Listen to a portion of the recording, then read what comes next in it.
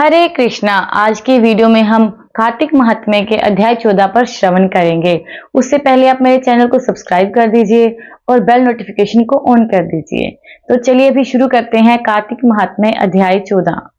नारद जी कहने लगे कि हे राजा पृथु, आप सर्वज्ञ हैं, इसलिए संतान की वृद्धि करने वाला तथा सब प्रकार से सुख देने वाला महाविद्या, महामाया, महामेधा, महास्मृति, महामोहा, महादेवी, महाईश्वरी तथा सर्व ईश्वरी अहोई देवी का व्रत तुमसे कहता हूँ। राजा ने पूछा, महाराज, यह व्रत कब और कैसे किया जाता है? तब यह अहोई देवी कैसे उत्पन्न हुई? तब नारद जी कहने लगे कि एक समय कलयुग में बड़ा भारी दुर्भिक्ष पड़ा तथा महामारी से बहुत सी अकाल मृत्यु हुई। तब सब लोग एकत्रित होकर उस विपत्ति के निवारण का उपाय सोचने लगे। अंत में निश्चय कर कार्तिक कृष्ण सप्तमी को सबने व्रत रखा। व्रत करते समय सायकाल चामुंडा देवी हाथ में मुंड लिए प्रकट हुई और कहने लगी कि हम रुद्र सहित विहार करने के लिए यहाँ पर आ गए हैं, परंतु सारे संसार में पाप छाया हुआ है। ब्राह्मण वेदहीन, क्षत्रिय असमर्थ्य तथा वैश्य और शूद्र धर्म रहित हो गए हैं।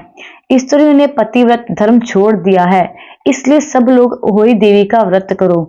कार्तिक कृष्ण सप्तमी तथा अष्टमी को बाल, वृद्ध और रोगियों को छोड़कर सबको यह व्रत करना चाहिए। सारे दिन भोजन ना करके सायकाल अहोई देवी, जो कि मेरा ही नाम है, पूजन करना चाहिए।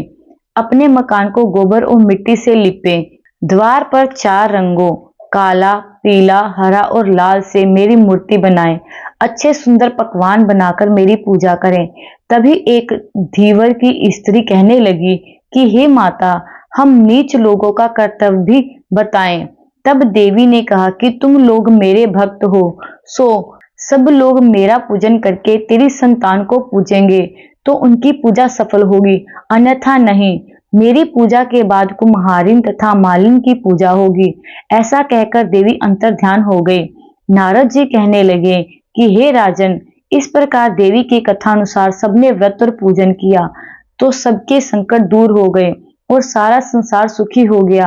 राजा पृथु ने श्री नारद जी से पूछा कि हे मुने, कार्तिक मास तथा एकादशी तिथि सबसे उत्तम क्यों मानी गई है?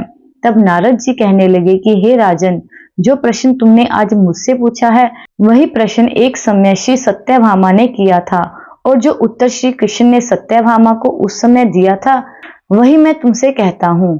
एक समय श्री सत्यभामा जी ने श्री कृष्ण जी से पूछा कि भगवान, जब सभी मास और तिथियां बराबर हैं, तब उनमें से कार्तिक मास व एकादशी तिथि सबसे उत्तम क्यों मानी जाती है? तब श्री कृष्ण जी ने कहा, हे प्रिय, समुद्र का पुत्र शंख नाम वाला एक दैत्य था। वह दैत्य इतना बलवान था कि उसने इंद्र आदि देवताओं को स्वर्ग से निकालकर उनका स्थान स्वयं ले लिया। सब लोग उसके डर के मारे अपने बाल बच्चों सहित पर्वतों की गुफाओं में चले गए। तब उस दैत्य ने सोचा कि मैंने देवताओं का स्थान तो ले लिया, लेकिन वे जीते नहीं गए हैं। सो ऐसा प्रतीत होता है कि देवता वेद मंत्रों से ही बलवान हैं, इसलिए मंत्रों सहित वेदों को हर ले जाऊं। जब उसने ऐसा विचार किया तो वेद डर के मारे समुद्र में चले गए। तब ब्रह्मादिक सब देवता संसार को वेदहीन समझकर भगवान विष्णु की शरण में गए और उनको जगाने के लिए गीत, वाद्य आदि क्रियाएं की। भगवान को जगाने पर आवाहन, आसन, पाद्य, अर्घ्य, आचमन, स्नान, वस्त्र, यज्ञोपवीत, चंदन, पुष्प, धूप, दीप, नैवेद्य, पान, प्रदक्षिण और नमस्कार, इन सब सामग्रियों से भगवान का पूजन किया। तब भगवान प्रसन्न होकर देवताओं से कहने लगे कि हे देवताओं, हम तुमसे अति प्रसन्न हैं, अतः शंख आदि दैत्यों को मारकर चारों वेदों को ले आएंगे। परंतु आज से वेद बीज मंत्र सहित कार्तिक मास में जल में रहेंगे।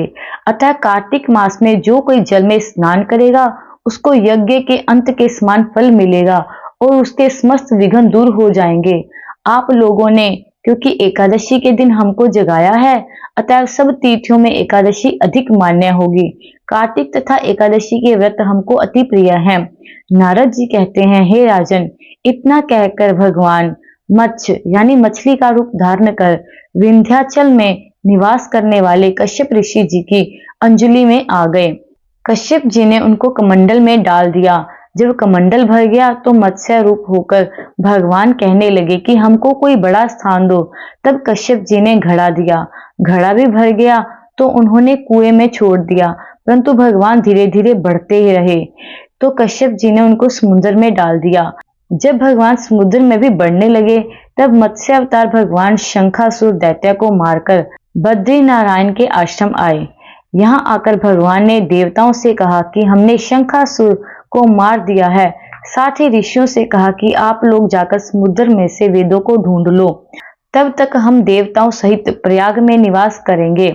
तब ऋषियों ने वेदों को 6 अंगों छंद, व्याकरण, कोश, वैदक, ज्योतिष और स्मृति सहित तपोबल द्वारा समुद्र में से ढूंढ निकाला। जिस वेद का जो भाग जिस ऋषि को मिला तब से वह भाग उसी ऋषि का माना गया। फिर सब ऋषि इकट्ठे होकर देवताओं के पास आए। तत्पश्चात ब्रह्मादिक देवताओं ने यहाँ पर अश्वमेध यज्ञ किया। तब प्रयागराज तीर्थराज कहा जाने लगा। यहाँ पर स्नान, दान, यज्ञ आदि करने से अनेक जन्मों के पाप नष्ट हो जाते हैं। तो इस प्रकार यह था हमारा 14वां अध्याय। तो अगली वीडियो में हम अध्याय 16 का श्रवण करेंगे। हरे कृष्णा।